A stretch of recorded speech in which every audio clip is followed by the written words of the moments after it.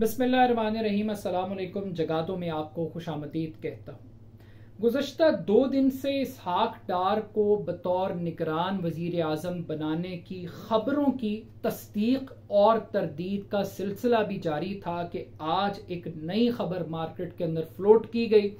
कि कम से कम इसहाक डार को निगरान वज़ीर ख़जाना ज़रूर बनाया जाएगा।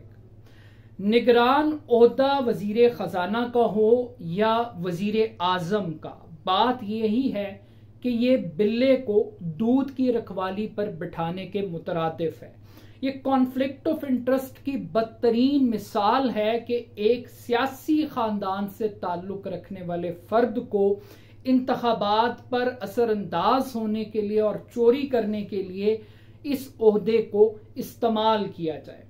अब जब कॉन्फ्लिक्ट ऑफ इंटरेस्ट की बात की जाती है तो पाकिस्तान के अंदर शरीफ खानदान का एक माइंडसेट है। ये माइंडसेट ये है कि नवाज शरीफ को अपना आर्मी चीफ चाहिए, अपना इलेक्शन कमिश्नर चाहिए, अपना चेयरमैन नैब चाहिए और अब अपने नए चीफ जस्टिस का इंतजार किया जा रहा है जो अपना आदमी होगा। अब इन अपनों के अंदर एक निगरान वजीर आजम का ओहदा है, वहां पर भी इनको अपना बंदा चाहिए। वोट डालने वाले भी ये हैं, वोट गिनने वाले भी इनके अफराद हैं,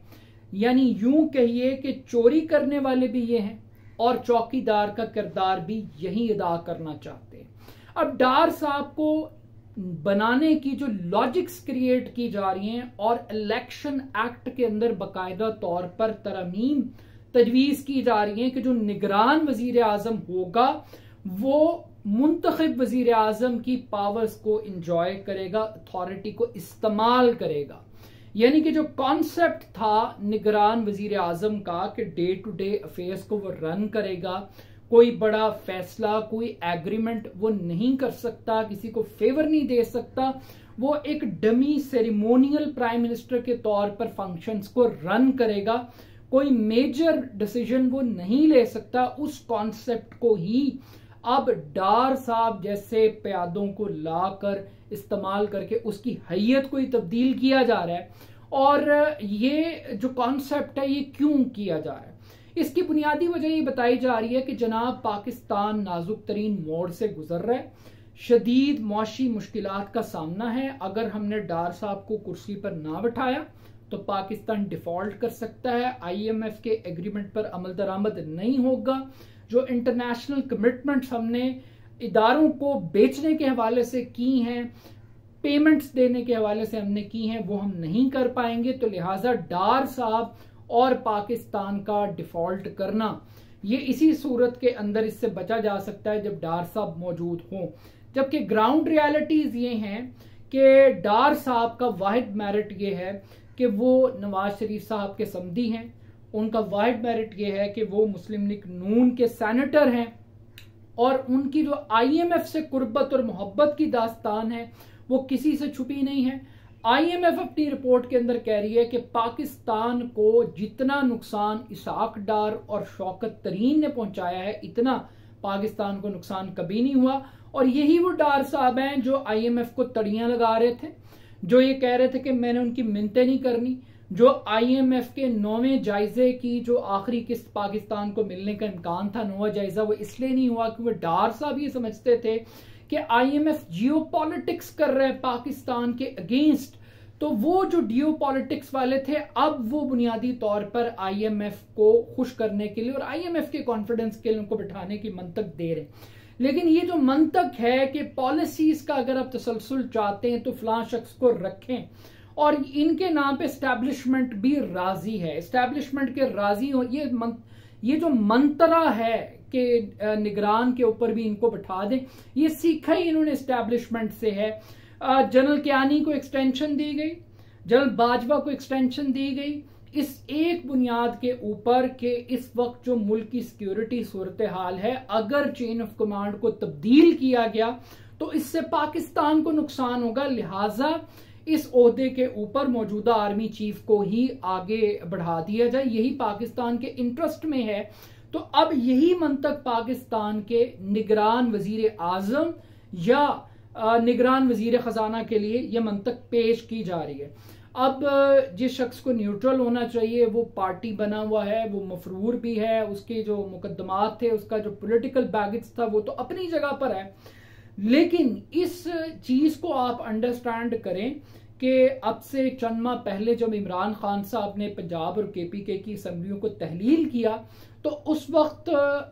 इंतखाबात नहीं करवाए गए, और इंतखाबात ना करवाने के पीछे एक मंतक ये पेश की गई मुस्लिम लीग नून की तरफ से कि जनाब आइन और कानून ये कहता है कि इंतखाबात निगरान हुकूमत की मौजूदगी में होंगे, न्यूट्रल सेटअप की मौजूदगी में होंगे। और अगर पंजाब में इलेक्शन हो जाता है और इलेक्टेड गवर्नमेंट आ जाती है और कल को कौमी असम्बली के इंतखाबात होंगे तो पंजाब की इलेक्टेड हुकूमत मरकज के इंतखाबात पर असरअंदाज होगी। तो इस वजह से पूरे मुल्क में एक ही वक्त के अंदर एक न्यूट्रल सेटअप के होते हुए इंतखाबात को करवाया जाए, ये आईनी रुकावट है, ये आईनी तकाजा है। तो आज उस जो न्यूट्रल सेटअप है और एक वक्त में इंतखाबात है, उस न्यूट्रल की कुर्सी के ऊपर एक सियासी शख्स को लाकर बिठाया जा रहा है जिसकी सिर्फ क्वालिफिकेशन ये है कि वो शरीफ खानदान से ताल्लुक रखता है, वो नवाज शरीफ का समधी है, वो उनके प्यारों में और उनके खास लोगों के अंदर उसका शुमार होता है। तो ये जो मंतक पंजाब में दी जा रही थी, आज ये मंतक बाई नहीं हो रही।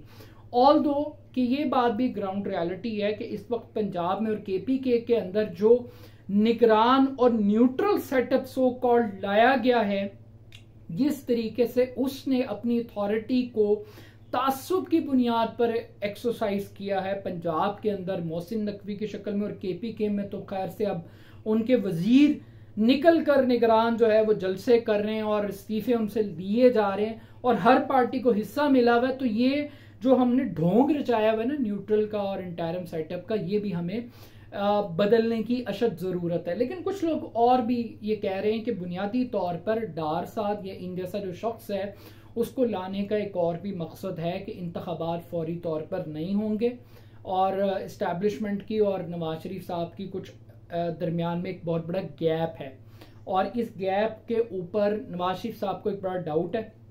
कि उनके साथ हाथ ना हो जाए, और वो पहले भी डसे हुए हैं। तो वो ये आसिम मुनीर साहब के ऊपर ये बर्डन डाल रहे हैं कि जनाब ठीक है, जो निगरान बनाएंगे वो भी आप हमारा ही बंदा लगाएंगे, यानी कि वो एक कॉन्टिन्यूटी होगी शहबाज शरीफ साहब की PMLN की गवर्नमेंट की। तो ये एक अदम एतमाद है, एक मिसट्रस्ट है फौज के दरमियान और नवाज शरीफ साहब के दरमियान, जिसकी बुनियाद के ऊपर ये लॉजिक पेश की जा रही है। अब ये किस मुंह से ये तरमीम करेंगे और किस मुंह से एक निगरान वजीर आज़म मुंतखब वजीर आज़म की अथॉरिटी को इस्तेमाल करेगा और कितनी देर के लिए सेटअप आएगा। अब आप डार साहब को ये कहें कि वो कोई मौशी पॉलिसीज हैं, तो डार साहब की कौन सी मौशी पॉलिसीज हैं?